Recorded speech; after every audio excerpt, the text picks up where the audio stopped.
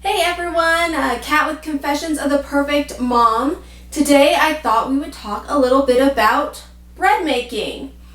There is absolutely nothing better than a hot, fresh, fluffy loaf of bread coming straight out of your oven to put on your kitchen table for dinner time.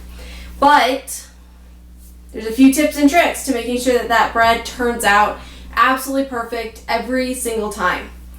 In our house, we bake bread, probably 3 times a week. So we eat a lot of bread. And by doing this, we've learned a couple of things about making bread. So in today's episode of it, we are going to look at how rising is the most important part of your bread making process. So it is 100% how your bread's going to turn out is how well it was able to rise. That is the secret when it comes to baking bread. Now, there's a couple of things that you have to remember when you're doing your rise. First off, if your house is too cold, it's not going to rise. So here in our house, we keep our house fairly chilly, and bread doesn't rise in it. It's simply too cold. So also in the summertime, if you're setting your bread near an air conditioning vent, guess what? It's not going to rise. So bread needs a warm, moist environment to rise. So you have to make sure that you create that for it. This was a tip that I learned many years ago that works wonderful, and it makes sure that my bread rises perfectly every single time. So where are you going to have your bread rise?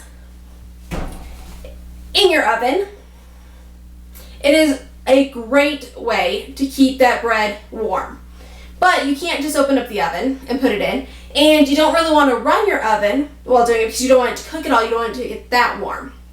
So what we have learned is you're going to take a loaf pan, just any Pyrex, glass, dish. I mean, really, you could even use a bowl. You could use any sort of glass container. Okay. You are going to get hot water. So depending on how hot you have your water heater set at, you could just use tap water. Or you could use water out of your Keurig. Everyone has a Keurig nowadays, so water out of that works. You can old-fashioned boil it on the stove. So you're going to get your hot water. You're going to pour it into your container. Okay, so we have hot water going. You have it in your container. You're going to open up your oven. Please excuse the dirty oven. It's real life. So you're then going to put your hot water on a rack below where you're going to have your bread rise. You then are going to take your bread that you're rising, put, a tea towel over it if you'd like. I don't always put something over mine. You're going to put the bowl that your bread is in on a rack in your oven, right on top of that hot water. Close it all up. Set your timer for however long you want it to rise. And there you go.